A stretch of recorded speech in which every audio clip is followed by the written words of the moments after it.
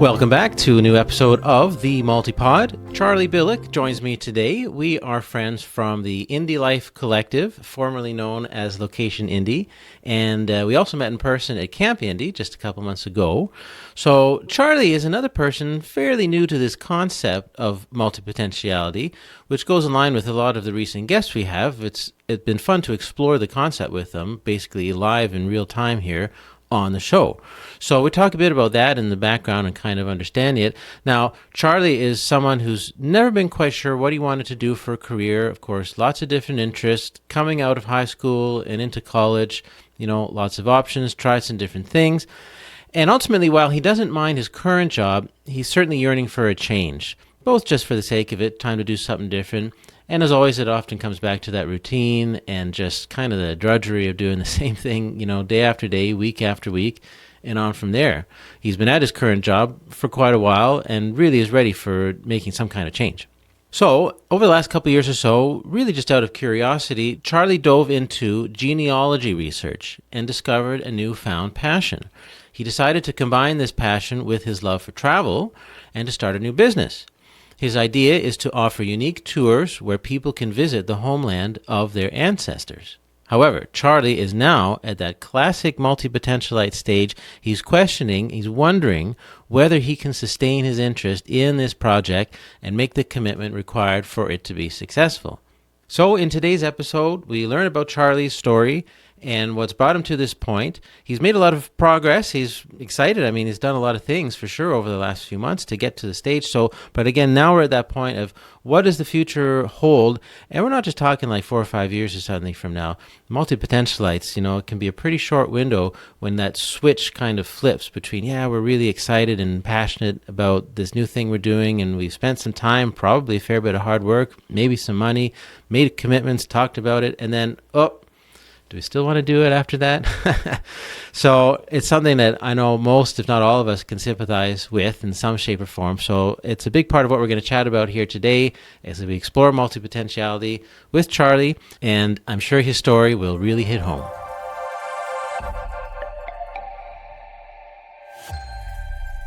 Well, this is the Multipod. Welcome back, everybody. Great to have everyone here. We've got listeners, we've got viewers. This is the Multipod in multiple dimensions. I'm still getting used to doing video on this show, but it's fun. It's been nice. I'm joined by my friend Charlie. Charlie, welcome to the Multipod. It's great to have you here. Yeah, thank you so much, Ted. It's great to be here. Yeah. So we're going to learn some about your story for sure, and your take on multipotentiality. And if you have questions about that and want to kind of explore, well, what exactly is it? This is the place to do it, because it's been an interesting series that lasted a while of bringing some guests on who are fairly new to the concept, right? And just kind of getting their heads around it. And it's been fun to explore that in real time here, basically on the show. So, we can dive into a bit of that, but also we want to profile some of the projects that you're working on, in particular, your pursuit of genealogy and genealogy research paired with travel, which you've been working on lately. And so we'll get into that, which would be a great way for people to connect with you. And we're also going to touch, all this kind of interspersed and related to that is a bit of a theme, I think, to today's conversation, which comes back to a topic. Now, again, regular listeners here, you'll know that I talk a lot about the Multipod's list of topics for discussion topics. So if people want to come on the show, there are some suggestions of things that we can kind of bounce around. And one of those is this question of, I like pursuing different interests, but why can't I stick with one enough to feel fulfilled? Which is a very interesting topic and something it's probably floated in and out of various episodes over all the years we've done this show. But yeah, I like to kind of tackle it head on and get some of your take on it too. So with all that in mind, we got lots to cover and we're going to have fun. Where are you talking to us from today, and how long have you been there? So today I am at home in South Jersey, Cherry Hill area. I've been back here for like 2.5 years now. Mm-hmm. Moved back. I grew up here. I lived in Boston for about 8 years, where I'd met my wife, and then we moved back together to be closer to family. Nice. Yeah. I haven't really been to South Jersey, but my aunt and uncle live in kind of northwest New Jersey, around like Clinton area, Washington, around that part. Sure. Yeah, so I'm somewhat familiar. And Yeah. Well, we've met. That's a good point. We have met in person, Camp Indy, this year, a few months ago, which is great. Yeah. So it's always nice to have that connection too with people who come on the show. Are you, when I brought up the notion of multipotentiality to you, and of course you may know by another name, which is fine, polymath and other types of things, but is that a concept at least that you were familiar with, you thought about before, or was it something new? It was something new, but to me, it was something that was new by a different name. So I always grew up with the phrase jack of all trades, for example, and I very much identify with that. And I found somewhat recently that, most people hear the shortened version of that phrase, jack of all trades, master of none, when really the full quote is a jack of all trades is a master of none, but oftentimes better than a master of one. So, yes, and it's attributed to Shakespeare, actually. Okay. So, yeah, I had to refresh myself on it. But, I think a lot of the times people can get discouraged that they have a lot of different interests and they're not necessarily a master of one. That's why people shorten the phrase. But when I found out that that's actually not the full phrase, I said, oh, that makes so much more sense. And I really do identify with that. I always have. But the idea of multipotentiality specifically, that was new. I was like, I didn't know there was a name for that. What? Yeah. So it was really cool going back to listen to some of the episodes and get familiar with that. Yeah, it's one of those things once people come across it and see themselves in others, it's like a light bulb moment often. It's like, oh, I'm not alone. There's other people like me. And it can be certainly such an existential thing because it's like, well, we hear it in our day-to-day almost lives. Like, well, why do you keep changing jobs? And why can't you stick with that one thing? And why do you keep going back to school? And like, why can't you just choose one thing and focus? And well, because we don't want to. There's all kinds of things we want to do. So have you run into that kind of friction and, pushback in just your life journey? Yeah, I have in a bit. So I think growing up, I had a few different ideas of what I wanted to do with my life. Everybody, unfortunately always kind of asks you when you're in middle school, high school, what do you want to be when you grow up? What do you want to do? And it's like, well, I guess I like animals. I want to be a marine biologist. Okay, I take my freshman biology class and I don't do so well. And I'm like, oh no, I guess I don't want to be a biologist.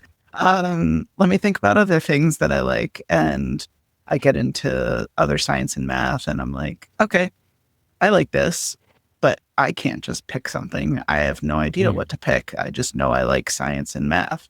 So why don't I do engineering? And I went to school for a little bit with a general engineering degree. Because again, how can I pick which one I want? I don't know. So I stopped school for a bit due to some life stuff. And then when I went back, I ended up doing computer science and doing another, series of life events. I ended up doing project management, which is my current job. And I've actually been doing that 9 years. Wow. Yes. That's a long time. Yes, especially for someone who identifies as jack of all trades. But, the good things about the job are that because it's a small business, I do get to wear a lot of hats. That has been really helpful for a long time. I've gotten experience in, like I said, the project management, a little bit of software, client facing, legal, regulatory contracts. Yeah, like all kinds of stuff. So that from that perspective, it is, it's the same job, but I do a lot of different things a lot of the time. So that's definitely helped. But I just kind of fell into it and I thought that's what I wanted to do for the rest of my life. But then I realized that it wasn't. So that's like that job specifically or project management? Both. Okay. So yeah, so it was kind of like part of me knew, but I wasn't really sure because it was that like, okay, I'm getting the fulfillment of learning different things because of all the different opportunities I have within the job. But do I really want to be behind a desk for the rest of my life? I have always loved to travel. I actually I got my passport when I was 17, but I didn't do my first international trip until I was 30. Really? Oh, Yeah. Wow. Yeah. So, and that was because I didn't have my license and I was doing a trip, and my mom said, you want to travel, we'll just get your passport instead of just getting a state ID. right. And then, I mean, I'm very glad I got to use it at this point, but yeah, it took me a while to get there. So Tell us about the job at this point. Are you ready to move on, or what's triggered in the sense that you're ready for a change?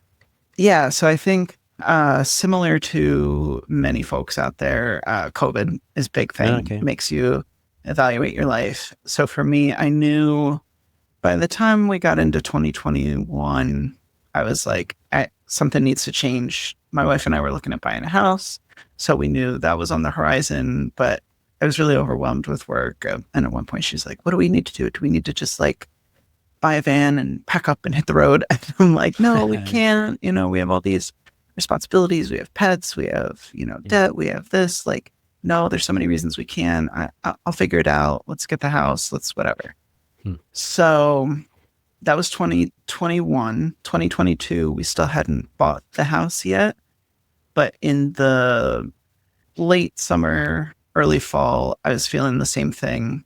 I was like, I really need a change. Like, this isn't what I want to do for the rest of my life. Let me do some of the online e-shop businesses, do like an Etsy store, do something like that. Those kinds of ideas. But again, I mentioned we were also in the middle of buying a house. So those plans fell off the wayside. And I was like, no, I need to, it's better. Well, we ultimately decided to continue with buying the house and go that route. So with that being said, then I was like, no, I'll just, focus on work for a while. Same time in 2023, late summer, early fall, I'm like, I need to do something else. It always happens like right before my birthday, kind of. So I was like, I really need to do something else. And it was much more serious this time. Or it felt that way, I guess. So I was like, I love to travel. It's always been a big part. I just haven't prioritized it. Oh, and the other piece was during that time, I had actually done a lot of self-development. So a lot of work on myself. I feel like looking back, hindsight's always 2020, but I wasn't as in tune with myself. So like I mentioned the passport story, like I have known that I've always wanted to travel, but I didn't prioritize it. It was always this, well, you have to get a job and you have to do this and you have to do that. And I was just kind of like, okay, that's what you do. And I didn't really have the wherewithal to push back and say, no, like that's not going to afford me what I want. So I did a lot of work with over COVID, did therapy work, did work on my own, did some group work.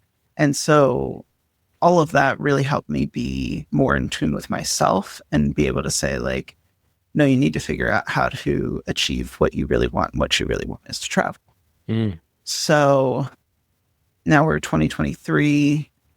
I was like, okay, I love to travel. Why don't I try being a travel agent? There were those opportunities kind of cropping up. I was like, I'll try and do that outside of my 9-to-5. It was a little slow going, and there ended up being a lot of stuff happening in my 9-to-5 that really took priority. So I had to abandon that again. So now we're in 2024, Memorial Day, actually, and my aunt passed away. So yeah, that was really a hard time for me. And again, she was probably the closest person to me that has passed away. So it was challenging and really made me do a lot of self-reflection, even more so. Sure. And made me realize that I really am not living my aligned life. Like this is not what I want to be doing day to day. And life is just too short. So let me figure out what I need to do. And it took me several months to really, well, first, just kind of process everything that was going on and then really be able to switch my brain into, so how am I going to make change? And so again, later in the year this time, I was like, okay, I need to do something else. It's travel. but it's travel and what else? Hmm. My really good friend Jess actually asked me one time. I was like, I love to travel. Like, I just know that that's what I want to do. And she's like, well, what do you love about traveling? And I was like, huh, that's a great question. I guess I never really like thought about it enough to articulate it. Again, it's that not being in tune enough with myself. Mm. So, and that's when I really realized it was about the culture and the, Like exploring a new culture? yes, exploring new cultures, connecting with people, connecting with the place, connecting with the land. Just that level of connection is really what is so important to me with travel. Yeah. And that takes time, like more than a couple days in a place or even a week or something. Like, for sure, I can resonate with that because I always try as best as possible to like stay in a place for as long as possible, right? To really get to know it and understand it. So you got to structure your life that way if you want to have that time and be able to like do that. Yes, definitely. Mm. So once I had that in my mind, I said, okay, like the culture that, it is really important. And that's always been important to me. I've always been really curious about other cultures and just learning. I love to learn too. Yeah. So in January of this year, 2025, it kind of clicked for me. And I was like, okay, travel and culture. And, I mentioned my aunt passed away around the same time I got back into genealogy. I've done that on and off since high school. Yeah. And I managed to break a brick wall with their side of the family. We didn't know what happened to her grandmother. So she had actually had the same disease, Huntington's disease. Oh, yeah. But that was back in the 1940s when they just thought she was mentally ill and didn't really know what was going on with her. And so for some intents and purposes, she just kind of disappeared and they didn't really know what happened to her. Wow. And I was able to find out not only what happened to her, but also trace back the rest of her family, several generations into, a small mining community in Northeast Pennsylvania. So, Okay. yeah, so it was really, awesome experience for me to be able to break that brick wall. It's been a real mystery in my family for a while. So Interesting. I thought about that in January when I was thinking about all my travel things. And I was like, that's what I want to do. I want to be able to give that experience to other people. Yeah. And focus on heritage travel. Right.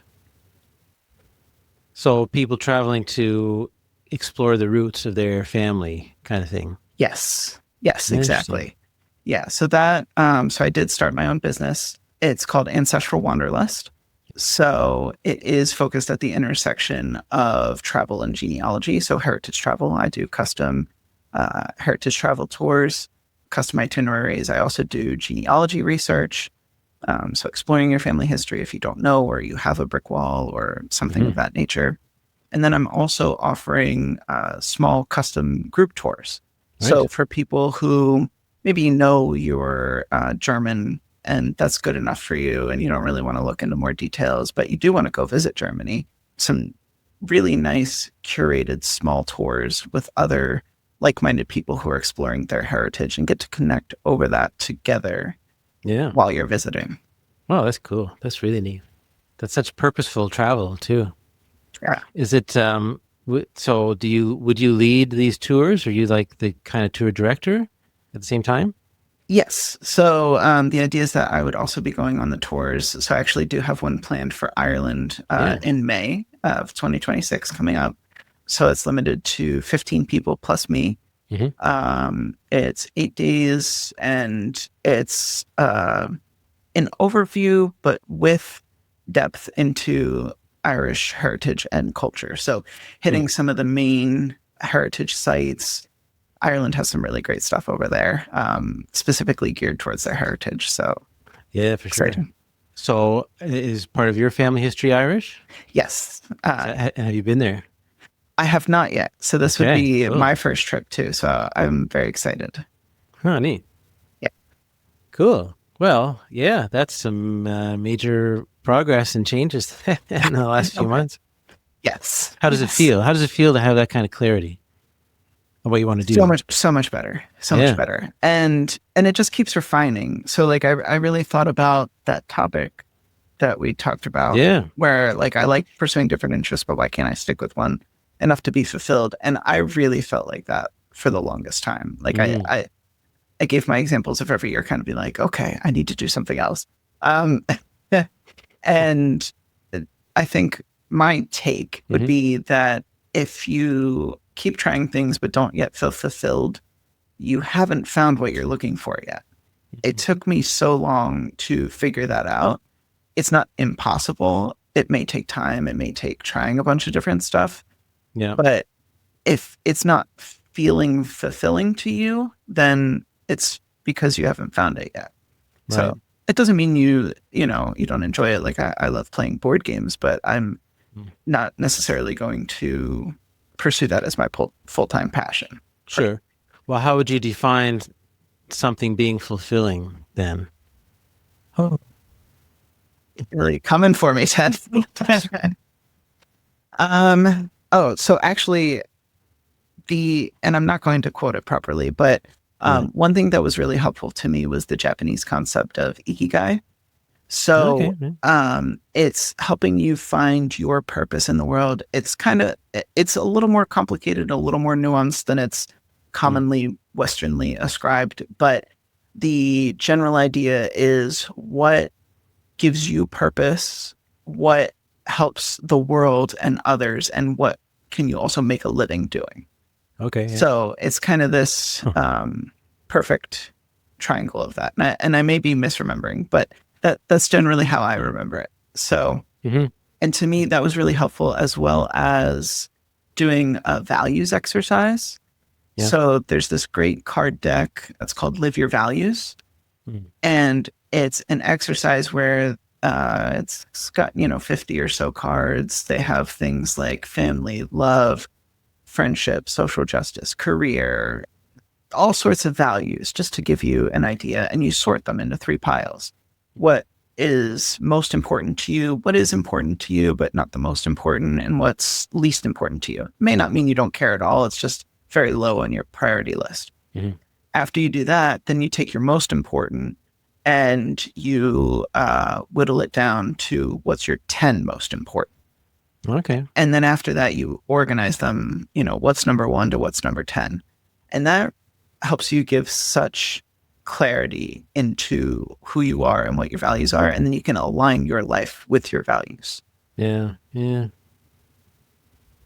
Do you want to share what some of your values are, at least these days? Yes. Okay. And it can change over time. So it is good to check in with yourself to do that. So the first time I did it, my career was in the top 10, but it's not anymore. So just to give some insight, but a little bit more family, my relationship, beauty, which was an interesting one to me because I'm not a very vain person. And I think when I hear the word beauty, that's kind of what I think of.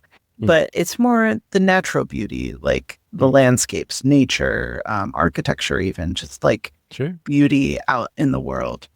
Those are the ones that are coming off the top of my head. Yeah. And these are values that you carry with you as kind of a day-to-day basis, or just they're present with you maybe on a regular basis?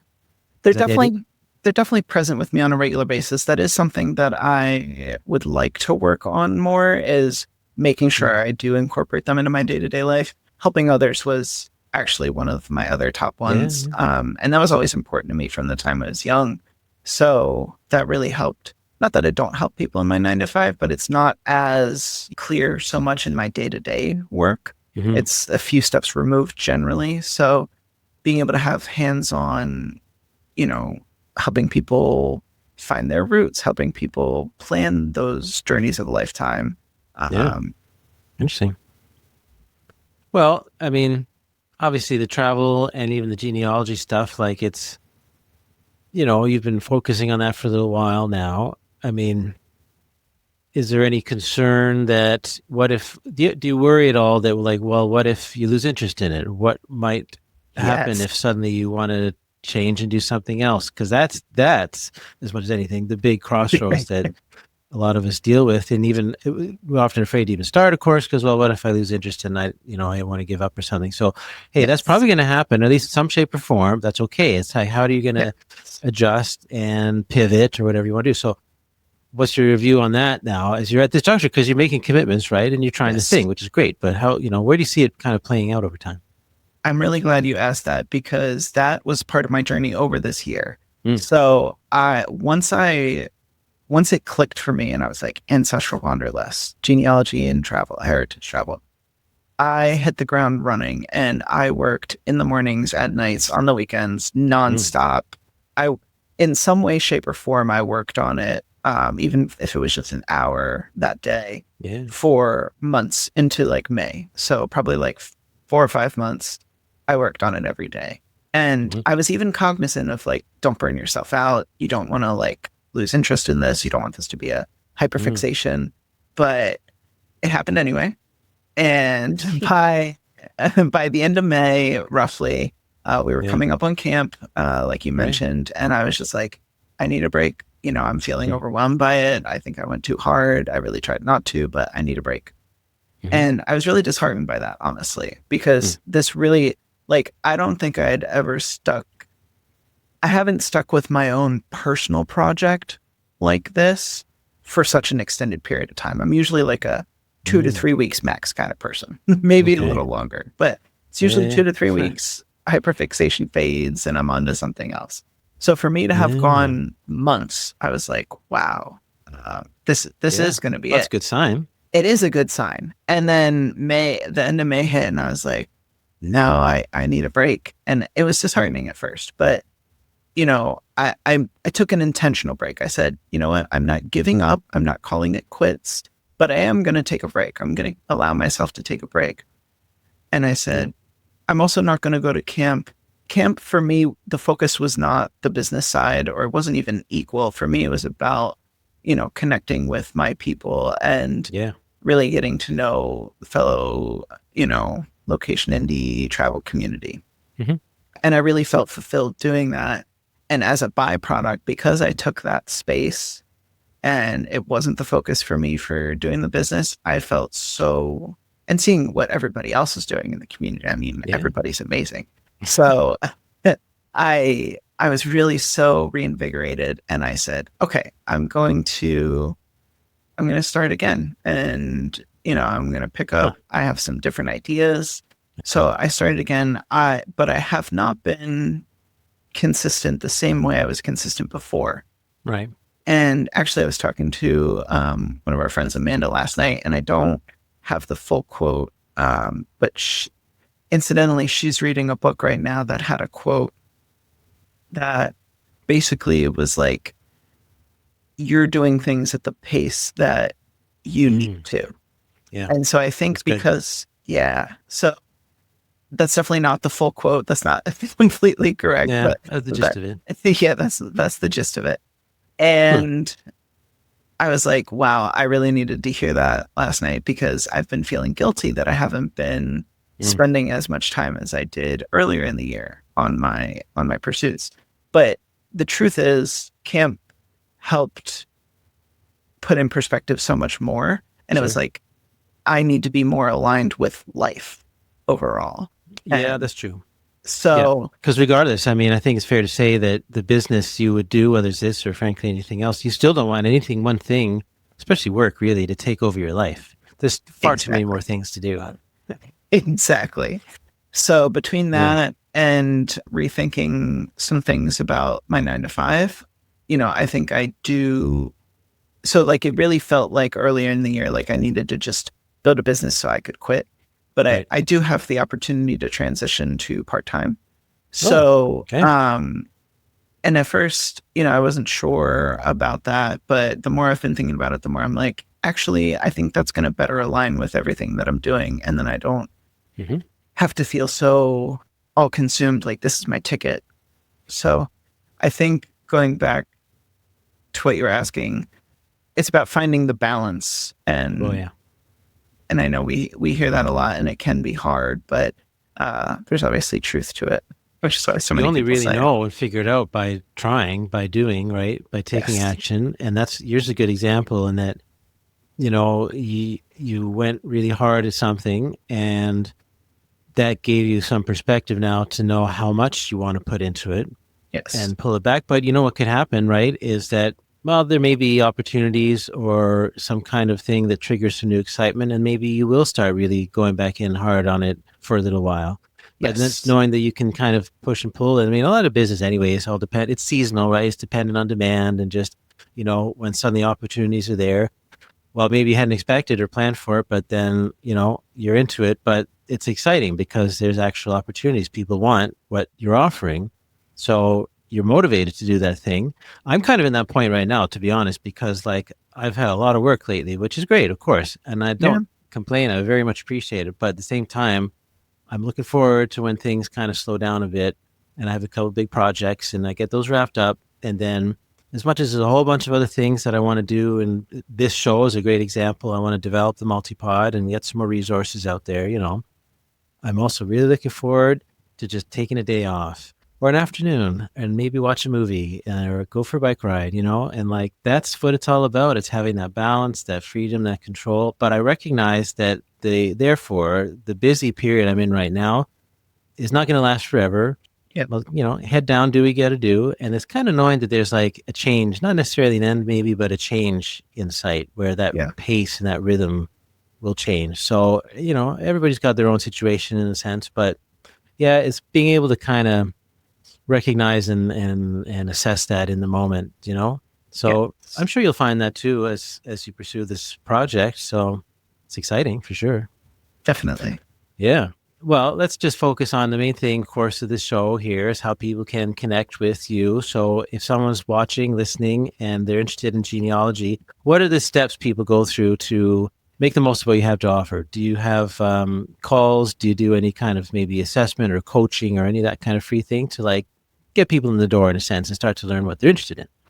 Yes, I do free consultation calls. So you can reach out to me on my website, ancestralwanderlust.com. And I also have my email info@ancestralwanderlust.com if you want to just email. I work with clients who have done genealogy research and on their own and then need some help continuing. There's also, I don't know where to start. Do you want to just help me start? And Sure. and go from there. So people Nice. come from all stages and also maybe you're looking for something very specific and that's all you need help with. That's cool too. Yeah. So I see. Yeah. Okay, cool. So yeah, we'll have all those links, of course, in our notes here. I'm looking forward to hearing some stories of people you connect with. That's what's so fascinating about this idea of yours, right? Is that the stories that emerge from it, that, yes, I mean, you could put people's name or you could keep them anonymous, but you can certainly share those stories, I would think, in various formats, etc. But wow, the things that people discovered about their past, and then to combine it with the travel, like that's what's so cool too, because like they learned, it's one thing, yeah, you learn about your history, like the family there in Pennsylvania and all that. It's interesting, but then to actually go to that town and walk around the streets where they lived, and maybe there's still some lineage or some trace of, I guess, buildings that they lived in, houses, or maybe schools they went to and that kind of thing, and to like witness that and share those stories. It's a lot of neat things happening. It's cool. yes, Yeah. definitely. Neat. All right. Well, I certainly wish you all the best. I'm looking forward to some updates, and thanks very much for coming on the show. Yeah, thank you so much, Ted. Yeah, it's been great. Cheers. All right. So, yes, I'm very excited to see where Charlie goes with this project. And not just in, of course, the success of a business and finding some clients and making some money and kind of sustaining it in that way. But I'm very curious to see how he goes about and sustains it from that multipotentialite perspective, right? So, is it something that he can do full time? Maybe it turns into a bit of a side hustle or a combination with other things. It'll evolve in some shape or form, I'm sure. It's all part of the journey, really, of any business, but especially as us multipotentialites, we really have to have that awareness of commitment, time, obligation and the things that, we've committed to in the context of the other things that we're interested in and may want to do as well. So sometimes that's a question of, a few months to kind of get things in place. Sometimes, and really I can be a testament to this, I suppose, when it comes to committing to a business. I mean, it's more often than not the case that it takes years. It can take many years to build a business, at least to a point where, you're making a decent money, you're making a living off of it, and you've got systems in place, you've got, a network and kind of clientele, and just your name is out there to that point, right, where a business is basically doing its thing, it's sustainable. So it takes time, it takes years. It's probably the hardest part of all of this, is like, we understand that in a sense. We're willing to put in the work in some shape or form, but it's just sustaining that passion and that energy for something over such a long period of time. So what's the answer? I mean, I think as much as anything, it's about still keeping space for your other interests and projects.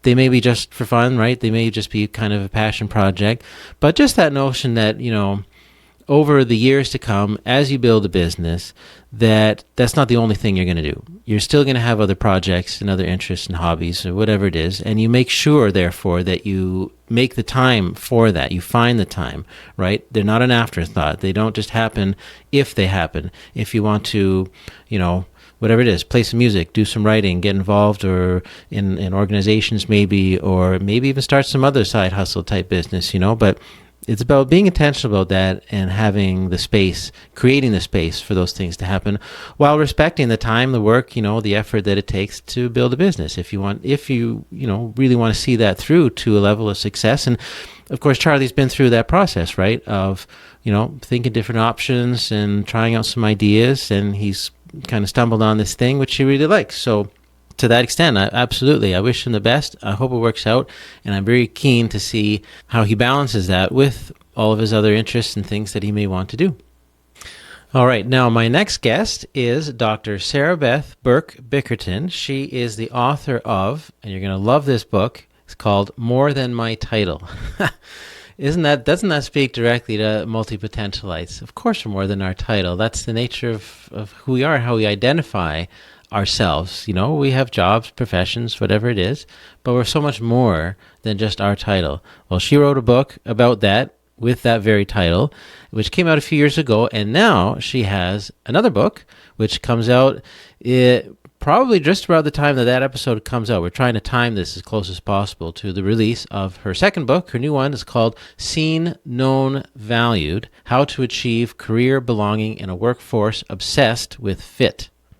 Again, kind of follows up on that theme for sure, but very much speaking to all of us trying to find our way, not just through like a workplace, but through the whole career kind of identity anyway. What is it that we want to do and how to be identified, and who gets to determine that? Who gets to choose how we are identified in that title, right? I mean, it obviously should be up to us, but, it's not easy necessarily to navigate that, to find the confidence and even the permission to say, well, I'm more than my title. I'm more than just the job that I happen to have right now. That's part of it. But I also do this and that. I'm interested in this. I've studied that. I've got all kinds of things that shape who I am. So she talks a lot about, and in our conversation in a couple of weeks, she talks a lot about how finding different language and, terms, vocabularies to explain what you do and who you are and how you like people to know who you are, and therefore what's really interesting, and that how they will take that and basically introduce you to others or explain what you do to others, to therefore say, well, you're more than just the director of sales or something. You are a multi-passionate writer and creator, and be creative, right? Whatever it is, however you want to describe yourself. That's the fun and the exciting part, is having the permission to do that. So really neat, wonderful conversation with myself and Dr. Sarah Beth. That's coming up soon again in a couple weeks. Really looking forward to sharing that with you, and not to mention the information for her new book. Reminder again to reach out to Charlie there. We've got all the links here, of course, in the description. If you're interested in the genealogy and the travel, having some conversations with him As I always say, I mean, it's nice when we get the likes and the shares for sure, little comments perhaps on Instagram, that kind of thing. But I really, really encourage our listeners and viewers to go beyond that. Send a message, write to our guests. If they have a way to book a call, book that call. They're really open. They want to hear from you. And I really want to see people making more meaningful and deeper connections and making the opportunity that we have with this show, right? To share their stories, to share what they're up to and how you can connect. So keep that in mind, whoever the guest may be, certainly with Charlie and with Sarah Beth there coming up. And the last thing I'll say is that, yes, I did have a haircut between when I recorded with Charlie, which was just a couple days ago, and this morning when I shaved it all off, most of it off. So it's a bit lighter now, but it does feel good. So, okay, I'll leave it with that. I'll be back soon. Thanks, as always, for being with us here on the Multipod. I look forward to hearing from you, too. If you have any questions, comments, if you want to be a guest, suggest some topics, go for it. And I'll talk to you more soon. Take care, everybody.